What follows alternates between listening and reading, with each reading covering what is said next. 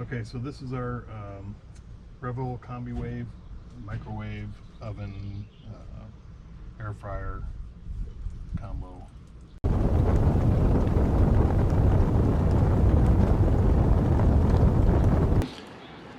Okay, today I'm showing what I did with cabinets. I started with a really detailed, and then I just thought, we don't really need to see all that. So if you want to see it, I can do something. So basically I'm using 10 series 80-20. For these angles, I cut them at a 45-degree angle so that they'll come together with a nicer edge instead of the exposed end of the 80-20. On the top I just have a regular no solid face on it, so this one's a 2-corner, and so the top I just have this part open so I can put hinges in there. This is plywood, it's painted plywood, and I made it grooved so that it would slip into the 80-20 slot. I can put up a short video on that if you're interested in that. For the connectors, I use these hidden connectors. So basically they just slip in, then I used a little Allen screw to tighten them. For the backing, I was going to do just a regular hard rigid, and then I thought about plywood. So this is a 1/8 plywood that's kind of bendable, but it didn't look very good.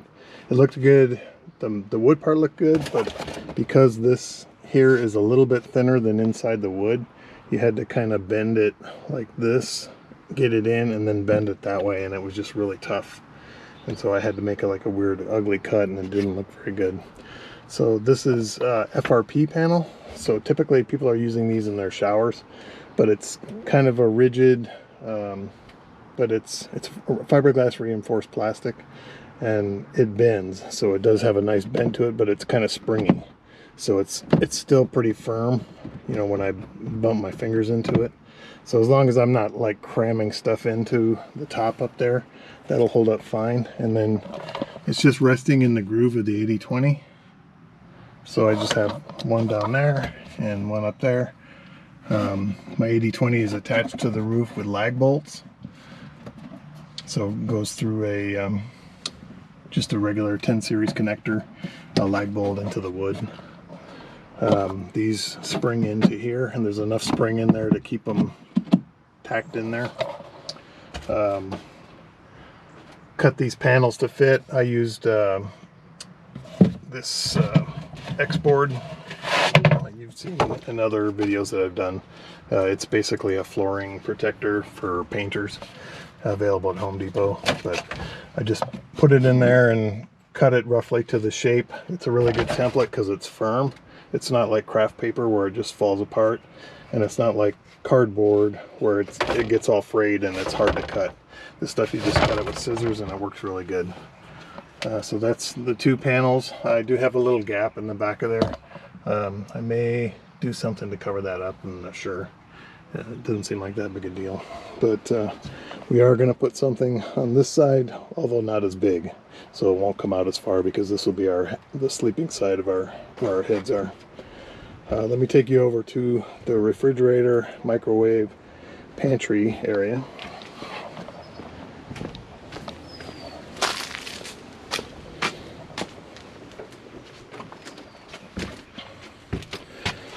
Okay, so this is our refrigerator. It's an Everchill. It looks big, but it's actually a 4.3 cubic foot, and the truck fridge 130 is a 4.5, so it's actually a little bigger than this. The advantage of this one is it has a bigger freezer, so my wife wanted a bigger freezer. It's also taller, so it's tall and narrow, so the truck fridge would probably come out to about here. So you would have more space than a little tiny freezer. This one we gave up some of the refrigerator space for a little bit more freezer space. This is our microwave. It's a Breville Combi Wave. So it has air fryer and a little oven built into it. This shroud does not go with it. I just found it on Amazon, and I checked the distance around the opening, and it was about the right size, so I bought it, and it's just using sheet metal screws right into the 80-20. It's another cabinet with that same FRP backing, and it's just goes into the 80/20 slot again. Same up here. This is our pantry, so it's a nice little slide out pantry. Just got these bars in today, so we put these in. I can put videos up if anybody's interested in the building of all of this stuff, but I wanted to keep it a little more simple, I think. Down here, I haven't finished this yet, but this is a little extra cubby down here that we'll be storing stuff in, and this will be a door. So this is the other end of this was one big long board, and I just chopped it in half. So I'm going to have a plate here, and it'll swing off of that. And then I'll also have the plate over here where the stair step into the bed sits. This is our wine / coffee syrup rack. I actually got this idea from George at Humble Road. So he used PVC pipe, and he just left the pipe. It was a really old video, so I think it's long before he had his RV business. But it's just PVC pipe that's cemented in together, and then I lined it with toolbox matting that sits on your toolbox to prevent your tools from moving around. So that'll gives it like a anti-slip feature. This is sparkling cider, and so that'll sit in there like that. We could put like coffee syrups in here as well as wine. And then down below here, I haven't put a this will be for our wine glasses, so I have 2 wine glasses down here and maybe an opener down in this area. But you can see it's all just kind of plywooded together, and everything's pretty strong, pretty sturdy.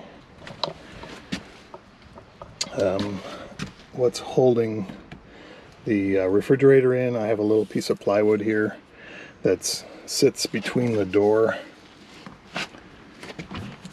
Sits between the door and the edge of the refrigerator, so the refrigerator can't come out this way. And then in the back, I have this strapping that goes around both corners, one over on that side coming down here, and this one coming across like that, so it keeps it really steady in there. I'm going to have my battery display and my inverter into a panel right here, so I still have to cut that out. I also need to cover this down to about here, because this is about where our cooktop is going to be, and then also from like about here, this is where the upper cabinet over the stove is going to be. So I'll need to cover about that much area there with some technique that hopefully will look nice, because it's kind of even with this, and so your options are to try and get it inside there, but then these brackets make it kind of ugly because you have to cut around them to fit it inside. I could come out proud of it, but then I gotta have something that looks nice going into this metal, so I'm still working out that. Yeah, so that's the latest update. Sorry it's taken so long.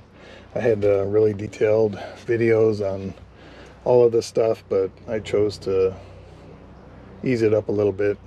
It starts to get repetitive. You know, you're doing the same thing, trimming wood and fitting it all together. So yeah, that's where we're at. I think next phase I'm going to start working on the shower, maybe that little cabinet up on this side. This board here, this is just 1/8 plywood. I'm going to do the 7/0 Savage technique, where he put 3M lock tape on the back of it and then just push it in. I've used that stuff on my telescopes, and it's super strong. So I mean, you put it on there and you click it in there and it actually locks right in, and you're really going to pull on it to get it off. So I think that'll be good for holding these panels in place.